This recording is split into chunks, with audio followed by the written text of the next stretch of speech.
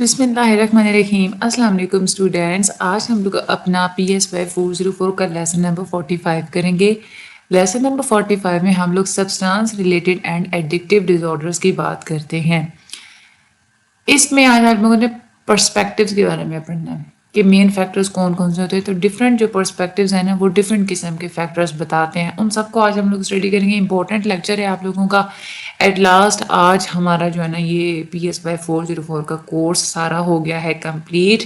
شاید آپ لوگوں کو اتنی خوشی نہیں ہوگی جتنی کہ مجھے ہے، کیونکہ میرا گلا تھک چکا تھا، کافی لینتھی یہ والا سبجیکٹ تھا، اس میں ہر چیز بتانی ہے، وہ بھی کم ٹائم میں بتانی۔ خیر، جن بچوں نے ابھی بھی سبسکرائب نہیں کیا، اب تو کم سے کم آپ لوگ سبسکرائب کر دیں۔ آپ کو کورس میں نے کمپلیٹ کروایا ہے، اور ویڈیو کو آگے شیئر لازمی کیا کریں، ریکمینڈ کیا کریں۔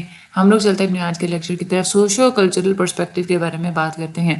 بہت ساری سوشو کلچرل تھیورسٹ ہیں، وہ یہ کہتے ہیں کہ جو سبسٹانس یوز ڈس آرڈرز ہوتی ہیں یہ تب پروڈیوس ہوتی ہیں جب انسان کسی سٹریسفل سوشو اکنامک کنڈیشن میں ہو، یعنی کہ سماجی طور پہ اور معاشی طور پہ اس کی جو حالات ہوتے ہیں نا وہ اگر ٹھیک نہ ہوں تو ہی ہے کہ اس کے اندر یہ والی ڈس آرڈرز کریٹ ہونا شروع ہو جاتی ہیں۔ یہ چیز بھی سامنے آئی ہے اسٹڈی سے کہ وہ والے علاقے، وہ والے ریجن جہاں پہ بے روزگاری بہت زیادہ ہوتی ہے، وہاں پہ ہی شراب کا اور افیم جیسی جو ڈس آرڈرز ہوتی ہیں، ان کے استعمال کی جو ڈس آرڈرز ہوتی ہیں ان کا ریٹ زیادہ ہوتا ہے۔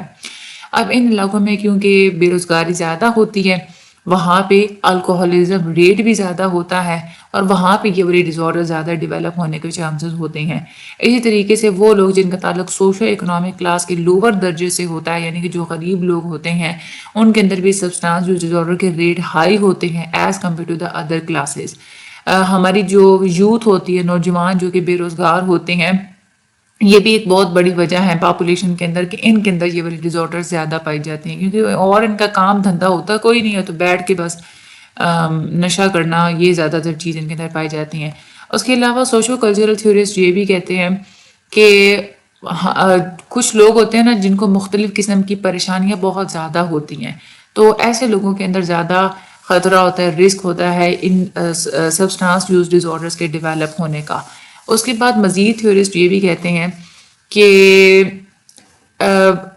جو لوگ ایسی فیملی کا اور ایسے سوشل انوائرمنٹ کا حصہ ہیں جہاں پہ زیادہ اس چیز کو ایکسیپٹ کیا جاتا ہے، جہاں پہ زیادہ سبسٹانس یوز کی جاتی ہے، یہاں پہ ڈرگس کا استعمال زیادہ ہوتا ہے، تو بھی وہاں پہ چانسز زیادہ ہوں گے، وہاں کے جتنے بھی رہنے والے لوگ ہوں گے وہ زیادہ تر ڈس آرڈرز کی طرف جائیں گے۔ سائیکو ڈائنامک پرسپیکٹیو کیا کہتا ہے؟ سائیکو ڈائنامک پرسپیکٹیو یہی کہتا ہے کہ انسان کے اندر یہ جو ایک ہوتی ہے نا عادت چیزوں کے اوپر یا ڈس آرڈرز کی سبسٹانس کے اوپر ڈپینڈ کرنے کی، یہ ہوتی ہے بچپن سے، یعنی کہ بچپن کے کچھ حالات ہوتے ہیں جس کی وجہ سے انسان کی پرسنالٹی ایسے بن جاتی ہے کہ وہ دوسری چیزوں کے اوپر ڈپینڈ کرنا سٹارٹ کر دیتا ہے۔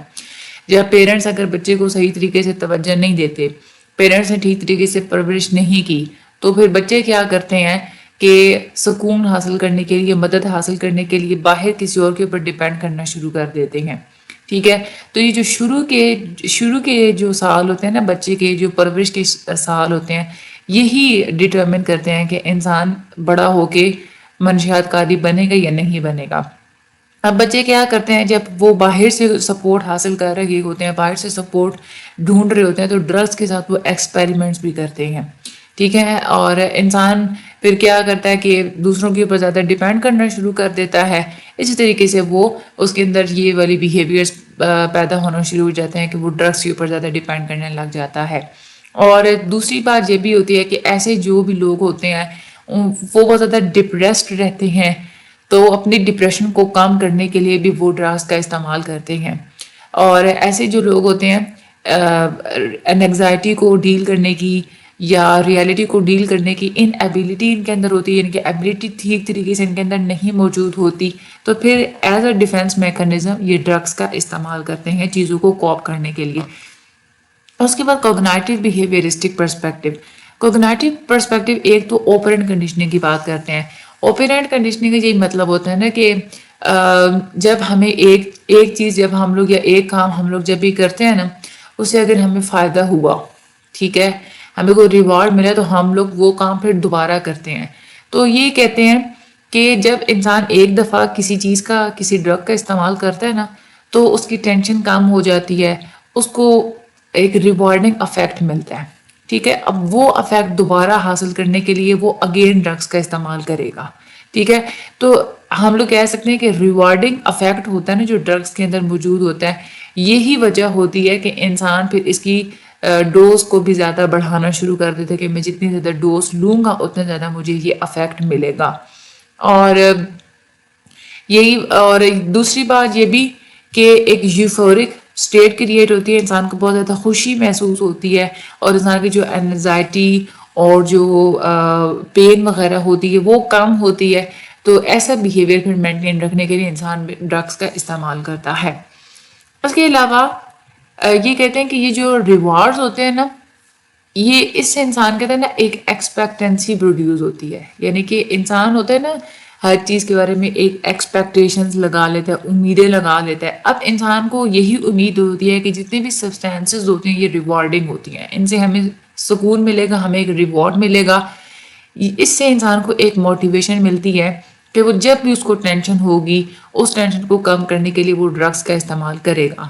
اسٹڈی سے یہ بات سامنے آئی ہے کہ زیادہ تر لوگ الکوہل کا اور ہیروئن کا استعمال تب کرتے ہیں جب وہ ٹینس فیل کر رہے ہوتے ہیں، اور بہت سارے لوگ ایسے بھی کرتے ہیں کہ جب ان کو ٹینشن ہو رہی ہوتی ہے نا تو خود کو میڈیکیٹ کرنے کے لیے، خود کو ٹھیک کرنے کے لیے بھی ڈرگس کا استعمال کرتے ہیں تاکہ وہ فریش فیل کریں اور ان کی جو ٹینشن ہے نا وہ کم ہو سکے. اور خیر یہی وجہ ہے ہم لوگ کہہ سکتے ہیں کہ سبسٹانس یوز ڈس آرڈرز کا بہت زیادہ تعلق ہوتا ہے اینزائٹی اور ڈپریشن کے مریضوں کے ساتھ. جن لوگوں کو اینزائٹی ڈپریشن ہوتی ہے وہ زیادہ ڈرگس کا استعمال کرتے ہیں. کلاسیکل کنڈیشننگ ہمیں پتہ ہے کہ جب دو چیزوں کے درمیان ایک سٹیمولس بن جاتا ہے تو جب ایک چیز ہمارے سامنے آتی ہے تو دوسری چیز کا اراؤزل باڈی کے اندر آٹومیٹکلی ہوتا ہے، تو یہ ایک کلاسیکل کنڈیشننگ ہوتی ہے. اب بہت سارے لوگ ہوتے ہیں جب انہوں نے ایک خاص قسم کی سچویشن میں، خاص انوائرمنٹ میں ایک دفعہ ڈرگس کا استعمال کیا، جب بھی وہ سچویشن دوبارہ دیکھیں گے، وہ انوائرمنٹ دوبارہ دیکھیں گے تو ان کے اندر دوبارہ سے وہ ڈرگ کی ایک جو منشیات کی جو طلب ہے نا وہ کریٹ ہونا شروع ہو جائے گی. وہ سیم پلیئر حاصل کرنے کے لیے دوبارہ سے ڈرگس کا استعمال کریں گے. اور اسی طرح سے وہ لوگ جن کے اندر جو ودراول سمٹمز ہوتے ہیں نا، یعنی کہ انسان ایک سچویشن میں بیٹھا ہوا تھا، خاص قسم کا ماحول تھا اور وہ کوئی نشہ کرتا ہے، اب اس کو وہ نشہ نہیں ملا تو اس کے جو ودراول سمٹمز ہوتے ہیں، تو ودراول سمٹمز جس انوائرمنٹ میں ایک دفعہ کریٹ ہوئے تھے، جب انسان دوبارہ اس انوائرمنٹ میں جائے گا تو ودراول سمٹمز دوبارہ کریٹ ہوں گے اور پھر وہ دوبارہ ڈرگس کا استعمال کرے گا. تو دو طرفہ ریلیشن شپ ہے. ودراول سمٹمز کے ساتھ بھی ایک تعلق ہوتا ہے اور چیز کے استعمال کرنے کے ساتھ بھی اس کا تعلق ہوتا ہے. اس کے بعد بایولوجیکل پرسپیکٹیو کیا کہتے ہیں، یہ بھی بہت امپورٹنٹ ہے. بایولوجیکل فیکٹرز ایک تو جینیٹک پری ڈسپوزیشن کی بات کرتے ہیں کہ وراثت کا عمل دخل ہوتا ہے کہ نہیں ہوتا. بریڈنگ ایکسپیریمنٹس کیے گئے ہیں مختلف قسم کے جانوروں کے اوپر، یہ دیکھا گیا ہے کہ وراثت کا عمل دخل ہوتا ہے یا نہیں ہوتا منشیات کے عادی ہونے میں. ٹوین اسٹڈیز کی گئی ہیں. ٹوین اسٹڈی سے یہ بات سامنے آئی ہے کہ وہ ٹوینز، وہ جڑوا بچے جن کے بایولوجیکل پیرنٹس یعنی کہ جڑوا بچے تھے نا، ان کو الگ کر دیا گیا. ایک بچے کو الگ ماحول میں پالا گیا، ایک دوسرے کو الگ ماحول میں پالا گیا، ٹھیک ہے. اب وہ والے ٹوینز جن کے ماں باپ الکوہل کا استعمال کرتے ہیں، ان کے اندر زیادہ ٹینڈنسی ہوتی ہے کہ وہ بھی بڑے ہو کے الکوہل کا استعمال کرتے ہیں، ٹھیک ہے. اور دوسری بات یہ بھی دیکھی گئی کہ آئیڈینٹیکل ٹوینز جو ہوتے ہیں نا، اس میں سے ایک بچہ اگر ڈرگس کا یا الکوہل کا استعمال کرے گا تو جو دوسرا اس کا جو جڑوا بہن یا بھائی ہے 54% چانسز ہے کہ وہ بھی ڈرگس کا استعمال کرے گا. لیکن جو فریٹرنل ٹوینز ہوتے ہیں نا، کیونکہ وہ الگ الگ زائگوٹ سے بنے ہوتے ہیں تو اس میں یہ چانس کم ہوتے ہیں. فریٹرنل ٹوینز میں سے اگر ایک الکوہل کا استعمال کرے گا تو دوسرے کے اندر 28% چانسز ہے کہ وہ الکوہل کا استعمال کرے گا، ٹھیک ہے. تو یہاں سے ہم لوگ دیکھ سکتے ہیں کہ وراثت کا عمل دخل واقعی میں زیادہ ہوتا ہے. وہ لوگ جن کی جینز آپس میں سیم ہوتی ہیں ان کے اندر بیہیویئرز بھی سیم ہوتے ہیں. ایڈاپٹیو اسٹڈیز بھی کی گئی ہیں کہ وراثت کا عمل دخل ہوتا ہے یا نہیں ہوتا. کچھ ایسے لوگ جن کو پیدائش کے فوراً بعد کوئی دوسری فیملیز ایڈاپٹ کر لیتی ہیں ان کا الکوہلزم ریٹ دیکھا گیا تھا کہ وہ الکوہل کا شکار کتنا زیادہ ہوتے ہیں. تو یہ چیز دیکھی گئی تھی کہ وہ بچے جن کو اڈاپٹ کیا گیا اور ان کے جو اصلی ماں باپ تھے وہ الکوہل کا شکار تھے تو ایسے بچے بڑے ہو کے زیادہ تر الکوہلزم کی طرف جاتے ہیں. لیکن وہ بچے جن کو اڈاپٹ کیا گیا لیکن ان کے بایولوجیکل پیرنٹس جو تھے نا وہ الکوہل کا استعمال نہیں کرتے تھے تو ان کے اندر ان کی جو ہے نا وہ نان الکوہلک بیہیویئرز ہوتے ہیں, وہ زیادہ الکوہل کی طرف نہیں جاتے. اس کے بعد مزید یہ بھی دیکھا گیا ہے کہ ہماری جو انویسٹیگیشن سے یہ بات ثابت ہوئی ہے کہ برین کے اندر نا ایک ڈوپامین 2 ریسیپٹر جین ہوتا ہے. یہ جین اگر کسی انسان کے اندر پایا جاتا ہے تو زیادہ چانسز ہوتے ہیں کہ وہ سبسٹانس یوز ڈیزارڈرز کا شکار ہوگا. اچھا, اس کے بعد آگے ہم لوگ بات کرتے ہیں بایولوجیکل پرسپیکٹیو میں نیورو ٹرانسمیٹرز بھی اس میں ایک رول پلے کرتے ہیں. ڈرگ کو ٹالرنس اور ڈرگ کے جو ودڈراول سمٹمز ہوتے ہیں ان دونوں میں نیورو ٹرانسمیٹر بہت بڑا رول پلے کرتے ہیں. انسان ڈرگس کے اندر کی وہ ٹالرنس کیسے کریٹ ہوتی ہے تھوڑا ہم لوگوں نے پچھلے لیکچر میں اس بارے میں پڑھا تھا. جب انسان خاص قسم کی ڈرگز لیتا ہے نا تو کوئی خاص قسم کے نیورو ٹرانسمیٹرز کی ایکٹیویٹی بڑھ جاتی ہے. ٹھیک ہے, ایسے نیورو ٹرانسمیٹر جن کا کام ہوتا ہے انسان کو سکون پرووائڈ کرنا, تکلیف کو کام کرنا, موڈ کو ٹھیک کرنا, الرٹنس کو بڑھانا, ایسے نیورو ٹرانسمیٹرز کی ایکٹیویٹی زیادہ انکریز ہو جاتی ہے. تو جب انسان ڈرگز لیتا ہے تو ظاہر سی بات ہے کہ یہ ساری چیزیں اور زیادہ انکریز ہو جاتی ہیں. اور پھر کیا ہوتا ہے کہ باڈی کے اندر جو قدرتی نیورو ٹرانسمیٹرز ہوتے ہیں نا ان کی پروڈکشن کم ہونا شروع ہو جاتی ہے, کیونکہ ہمارے ڈرگ کے تھرو ہی نیورو ٹرانسمیٹر کا جو کام ہے وہ ڈرگز کر رہی ہیں. تو نیورو ٹرانسمیٹر کی پھر جو ریلیز ہوتے ہیں وہ کم ہونا شروع ہو جاتا ہے. برین کو یہ لگتا ہے کہ نیورو ٹرانسمیٹر اب ضروری ہی نہیں ہے ریلیز کرنا. تو پھر کیا ہوتا ہے کہ جیسے جیسے ہم لوگ ڈرگ کی انٹیک کو بڑھاتے چلے جا رہے ہوتے ہیں باڈی کی اپنی جو نیورو ٹرانسمیٹر پروڈیوس کرنے کی صلاحیت ہوتی ہے وہ کم ہوتی چلی جا رہی ہوتی ہے. اور یہی وجہ ہے کہ انسان کو وہ افیکٹس حاصل کرنے کے لیے زیادہ سے زیادہ ڈرگس کا استعمال کرنا ہوتا ہے. اس طریقے سے انسانوں کے اندر ٹالرنس کریٹ ہوتی ہے ڈرگس کی. انسان زیادہ سے زیادہ ریلائی کرنا شروع کر دیتا ہے, اس کے جو اپنے بایولوجیکل پروسیسز ہوتے ہیں وہ اتنا کام نہیں کر رہے ہوتے جتنے کہ وہ ڈرگس کام کر رہی ہوتی ہیں. اور پھر اگر وہ ڈرگس کا استعمال نہیں کرتا تو ظاہر سی بات ہے قدرتی نیورو ٹرانسمیٹرز تو آلریڈی پہلے ہی کام کرنا چھوڑ چکے ہیں. تو جب وہ کام نہیں کر رہے, باہر سے بھی ڈرگز نہیں مل رہی, تو پھر کیا ہوتا ہے کہ انسان کے اندر ودڈراول کے سمٹمز کریٹ ہونا شروع ہو جاتے ہیں. اور پھر نارمل جو ہے نا وہ برین تب پروڈکشن کرتا ہے یہ ودڈراول تب تک کنٹینیو رہتا ہے جب تک پھر برین اپنا نارمل پروڈکشن جو ہوتی ہے نیورو ٹرانسمیٹرز کی وہ کنٹینیو نہیں کرتا. تو یہ پھر کچھ دن لگتے ہیں. اگر آپ لوگ نہیں ڈرگز لیتے تو کچھ دن لگتے ہیں برین کو نارمل ہونے میں اور اپنی پروڈکشن کو نارمل طریقے میں سٹارٹ کرنے میں. تو پھر اس طریقے سے ٹائم کے بعد انسان ٹھیک ہو جاتا ہے. اس کے بعد ڈرگز کا اور اینٹیز یعنی کہ نیورو ٹرانسمیٹرز کی کمی کا بھی بہت تعلق ہوتا ہے ہمارے برین کے اندر. اب کون سے نیورو ٹرانسمیٹرز ہوتے ہیں ان کا تعلق کس ڈرگ کے ساتھ ہوتا ہے یہ بہت بہت زیادہ امپورٹنٹ ہے, شارٹ کے حوالے سے بھی اور ایم سی کیوز کے حوالے سے بھی. اگر انسان الکوہل اور بینزوڈائزیپینز کا بہت زیادہ اور بار بار استعمال کرے تو برین کی نیورو ٹرانسمیٹر GABA پروڈیوس کرنے کی صلاحیت کم ہو جاتی ہے. اگر انسان اوپوائڈز کا استعمال زیادہ کرے تو برین کی انڈورفنز کی پروڈکشن کم ہو جاتی ہے. کوکین اور ایمفیٹامنز کے استعمال سے ڈوپامین کی پروڈکشن کم ہو جاتی ہے. اور اس کے علاوہ ریسرچرز نے یہ بھی چیز دیکھی ہے کہ ایک نیورو ٹرانسمیٹر ہوتا ہے ایننڈامائن. ایننڈامائڈ کیا ہوتا ہے کہ اگر ماریجوانا یعنی کہ حشیش یا جو بھنگ ہوتی ہے اگر اس کا استعمال بہت زیادہ انسان کرے تو ایننڈامائڈ کی پروڈکشن بھی کم ہو جاتی ہے. برین کے اندر نا ایک ریوارڈ سرکٹ ہوتا ہے. اب لوگوں کے اندر ٹالرنس اور ودڈراول تو کریٹ ہوتا ہے وہ تو ہم لوگوں نے دیکھا کہ اس میں بھی نیورو ٹرانسمیٹرز کا ایک رول ہوتا ہے. لیکن یہ ڈرگز ہمیں اتنی ریوارڈنگ کیوں لگتی ہیں, ہمیں یہ اتنی زیادہ خوشی کیوں دیتی ہیں؟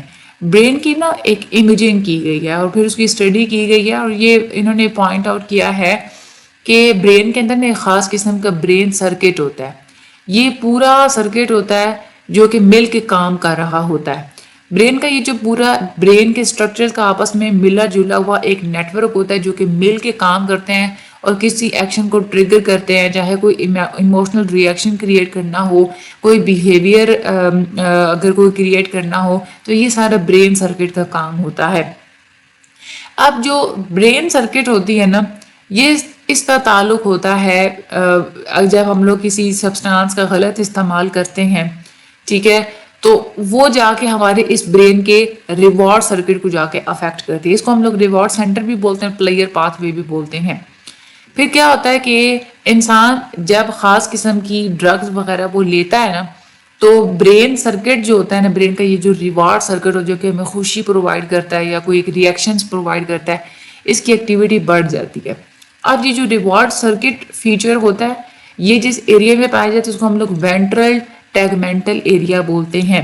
یہ ایک نیوکلیس سے مل کے بنا ہوتا ہے، پری فرونٹل کارٹیکس میں موجود ہوتا ہے۔ اب یہ جو سرکٹس ہوتی ہیں نا، ان کے اندر سٹریاٹم ہوتے ہیں، ہپو کیمپس ہوتا ہے، اور بھی مختلف قسم کے اسٹرکچرز ہوتے ہیں۔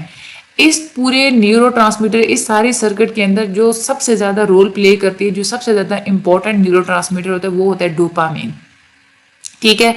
ڈوپامین جب بھی ایکٹیویٹ ہوتا ہے نا، تو انسان پلیئر فیل کرتا ہے۔ جب بھی میوزک انسان سنتا ہے تو ڈوپامین ایکٹیویٹ ہونا شروع ہو جاتا ہے، انسان پھر پلیئر فیل کرتا ہے۔ جب آپ کسی کو حق کرتے ہیں، یا چاہے آپ لوگوں کو کوئی تعریف کرے، چاہے آپ لوگ ڈرگس کا استعمال کریں، تو ڈوپامین ایکٹیویٹ ہوتا ہے، ریوارڈ سرکٹ پھر اس کی وجہ سے ایکٹیویٹ ہوتا ہے، اور اس سے آپ لوگوں کو پلیئر ملتا ہے۔ تو ڈوپامین یہاں پہ بہت زیادہ امپورٹنٹ ہوتا ہے۔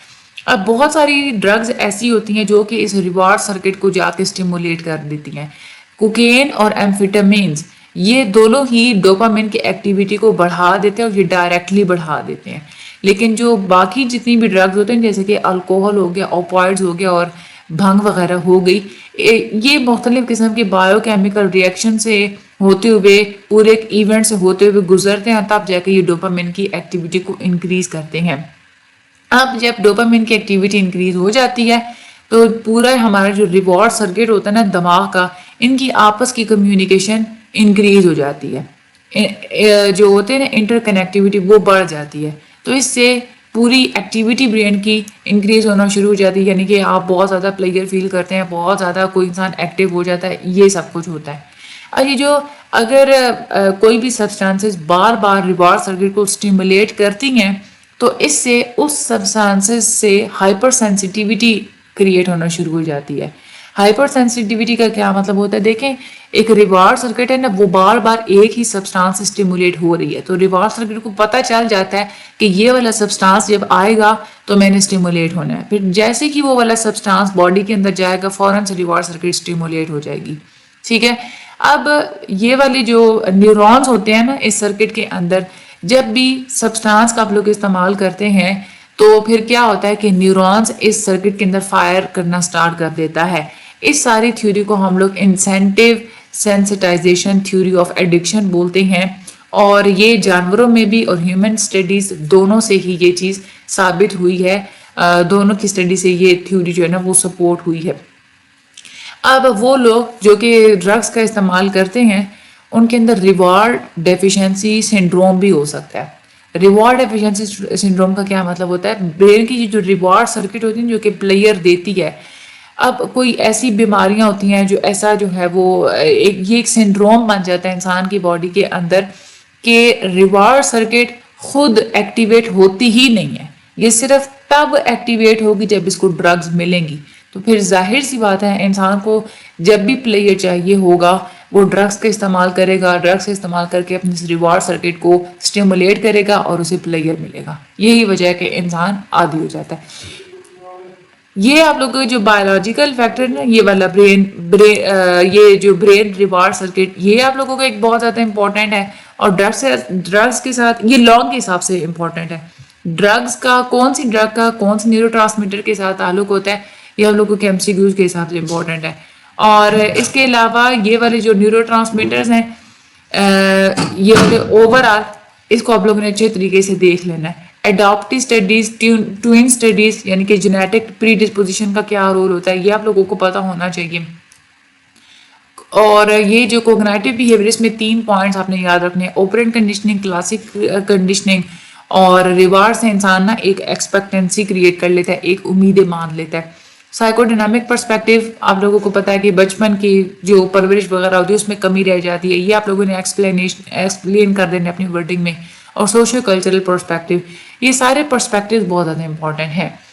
اچھا، بہت سارے اسٹوڈنٹس ہیں جن کو یہ نہیں پتا ہوتا کہ ہمارے فائنل میں کیلکولیشنز کیسے ہوتی ہیں، یعنی کہ آپ لوگوں کو پتا ہوتا ہے مڈ ٹرم اتنے پیپر اتنے مارکس آپ کے آئے فائنل میں، فائنل کا تو آپ لوگوں کو مارکس تو وہ نہیں بتاتے، بس اوور آل ساری کوئزز اسائنمنٹس اور GTPs ملا کے آپ لوگوں کو رزلٹ دے دیتے ہیں۔ لیکن آپ کی جو ویٹیج ہوتی ہے نا کہ کوئزز کے 10% مارکس لگیں گے، اسائنمنٹ کے 5% مارکس لگیں گے، اس سے انسان کو بچوں کو نا بڑی کنفیوژن ہوتی ہے، بھئی یہ کیا 15 نمبر کی اسائنمنٹ تھی لیکن مارکس تو صرف 5 لگنے ہیں۔ تو میں نے ایک ویڈیو بنائی ہے، ابھی آپ لوگوں کو یہ ڈسپلے ہو جائے گی یہاں پہ، اس ویڈیو کے اینڈ پہ آپ وہ ویڈیو دیکھیں گا، وہاں پہ کیلکولیشنز کرنے کا پورا طریقہ ہے کہ کس طریقے سے ورچوئل یونیورسٹی میں فائنل ٹرم ایگزامز کے رزلٹ کی کیلکولیشن کی جاتی ہے، ٹھیک ہے۔ اور جن بچوں نے ابھی تک ہمیں جوائن نہیں کیا ڈسکارڈ پہ، وہ پلیز ڈسکارڈ پہ لازمی جوائن کر لیں، وہاں پہ آپ لوگوں کو بہت زیادہ ہیلپ ہو جاتی ہے۔ باقی مجھے اپنی دعا میں یاد رکھے کہ ویڈیو اگر شیئر لازمی کیجیے گا۔ Thank you so much, Allah